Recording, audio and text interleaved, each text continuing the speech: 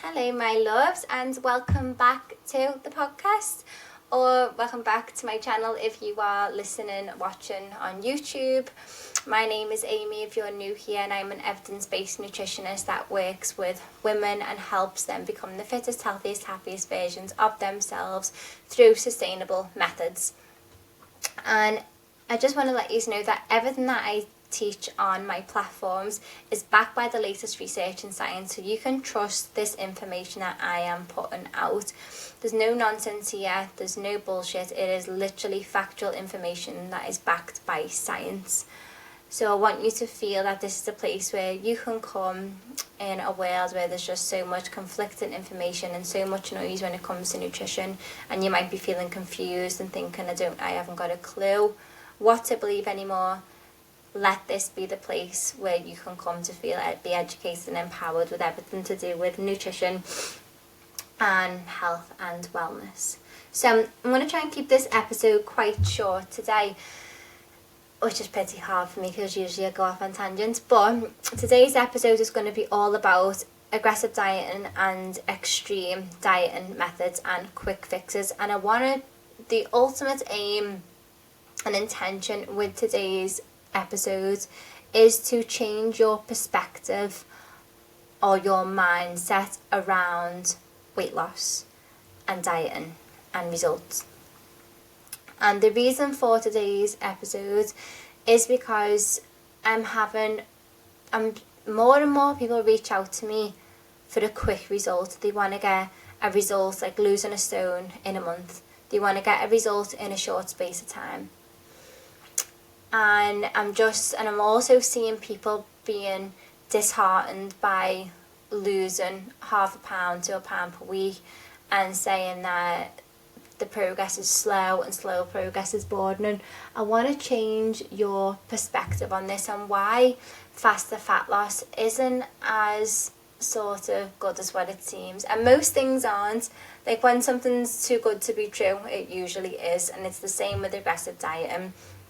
Don't get me wrong, it has its place, which I'll discuss in the episode. But for the vast majority of people, it's not the right method, it's not the right approach. So I'm going to start with aggressive dieting then.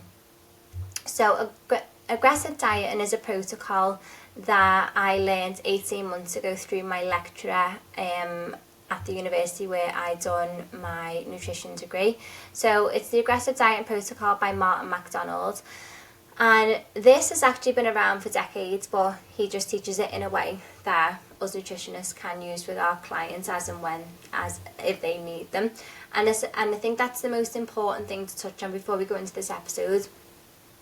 Aggressive dieting is basically a very low calorie diet where people who actually need to lose a lot of weight fast, it can work really, really well. So this approach isn't for everyone. For the vast majority of people, it is not suitable for. It is for people who I would say their life is literally on the line and it is the last resort to lose a lot of weight pretty fast. So someone who is obese or has type 2 diabetes, cardiovascular disease, and they have an operation coming up that they need to lose a lot of weight quickly for. Like, this approach works really, really well for them. But the aggressive dieting protocol isn't just something that we give as nutritionists give to people. There's also an exit plan and a diet after the diet to ensure that the client actually learns the behaviours, the habits and the routines that is required for weight management. And what a lot of people don't realise is when they might be tempted by these protocols or these extreme methods because they provide fast, life-changing results in a short space of time. But what people don't actually realise is the trade-off that comes with aggressive dieting. So aggressive dieting on low calories means that you're going to have to be okay with missing out on social occasions. You're going to have to be okay with not eating out. You're going to have to be okay with not drinking if you enjoy alcohol. You're going to have to be okay with saying no to that ice cream on a summer's day. You're going to have to be okay with having low energy. You're going to have to be okay with food noise and being hungry, because that is what happens when you are on a low calorie diet. So yeah, you might lose weight really quickly you will lose weight really quickly by being on this sort of aggressive protocol, but for that trade-off, for that sacrifice. And then what a lot of people don't realise as well is, what do you think is going to happen when you get to your goal weight and you come off the aggressive protocol or the extreme method, and you go back to what you were doing before the protocol, because you actually didn't learn anything from the protocol other than to restrict and deprive. You go back to doing what you done previously, and you regain all the weight back. And this is a big part that people are missing out there, that they don't realise that eventually there's going to come a point, there's going to come a time that they have to learn the habits, routines and behaviours required to actually manage their results, or maintain their results, or manage their weight. So after extreme methods or extreme protocols, especially if I have done them with clients in the past and it's worked really, really well, and then afterwards we've focused on the sort of diet after the diet, which is the maintenance phase, and focus on these habits and routines to help them maintain their results and find that balance. This is what most people are striving for in life, is balance. They want to be able to live a life they love, live a life they enjoy, do the things they love and enjoy whilst achieving results. And I actually think that this is like choosing a sustainable method when it comes to weight loss is actually harder than choosing a faster, more aggressive method, because it requires you to actually do the work and take a good look at, right, okay, well, what habits aren't serving me? What habits are holding me back? What sort of, how do I need to change my mindset to overcome certain obstacles so that I can still go out with friends for a meal, still go out with my partner for a drink, still have that ice cream with my kids on the weekend, and still maintain my results and stay lean even when life's busy. And that's what most people are striving for, that balance. They want to be able to do both, but you will never ever find that balance if you don't do the work. And this is why the results that most people are looking for is in the work that they're avoiding doing. So I know aggressive dieting can seem like the right thing to do. It's tempting. You want to lose a bit of weight, but is it actually going to be beneficial for you in the long term? Is it the right thing for you to do? And for most people, it's not. Like, for most people, it's going to backfire. It's going to lead to yo-yo dieting. It's going to lead to regaining all the weight back. It can completely fuck up your relationship with food, your relationship with your body, and just leave you in a worse place than you was before, all through temptation. Because sustainable methods don't sell, do they? They're just not sexy. Oh yeah, you'll lose. We can focus on losing like a half a pound to a pound per week, and it's like, well, my journey's gonna be, I've got a good few stone to lose, so that's just not gonna work for me. And people are just so sold and fixated on these quicker fixes because they think it's gonna get them there quicker, to the goal quicker.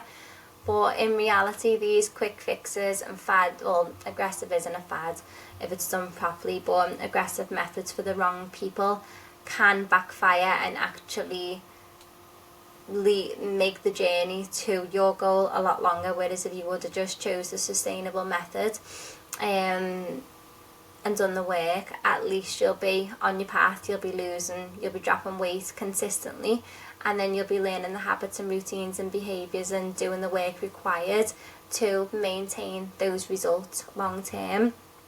And this is what a lot of people forget as well, that what you do to lose the weight is exactly more or less what you have to do to maintain your weight loss. So I'm just going to say that again. What you have to do to lose the weight is exactly what you have to do to keep the weight lost. So this is why it's important to choose a method that lives in line with your values and how you live your life. If you lose weight by stopping going out, cutting out all your favourite foods, cutting out your glass of wine, cutting out your ice cream or breakfast on a weekly basis with your partner or your friends, whatever it might be, then when you reintroduce these things back into your life, because it's a value of yours as you enjoy them things, you're going to regain that weight back. So you need to learn how to lose weight whilst living a life that you love. And it is possible. It is, but like I've done it with thousands of clients.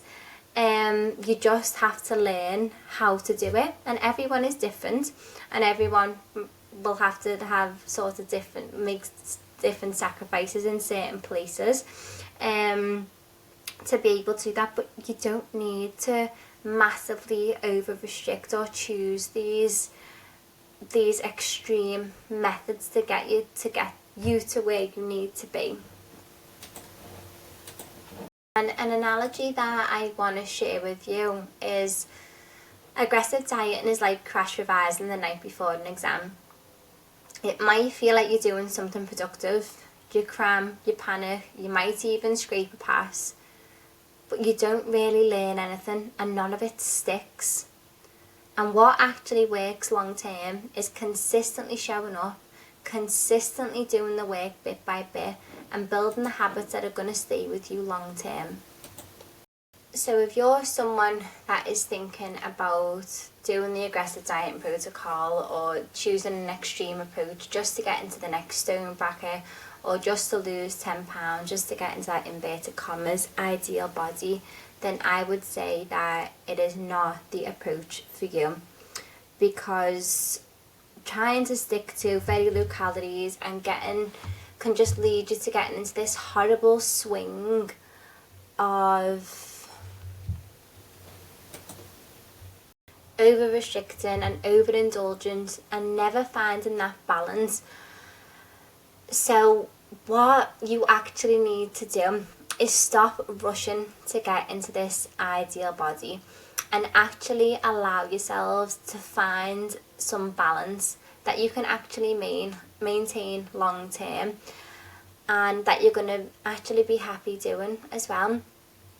And people think that slower results are boring, but it's not, and I'd argue completely against that and say that actually faster results are boring, because to achieve fast results your life has to become pretty boring. Because like I said earlier, sticking to lower calorie diets is going to mean you're going to have to miss out on social events, meals out, certain foods, feeling good, constantly thinking about food, and you'll even be thinking about as well, I can't wait for this to be over so I can return to normal life.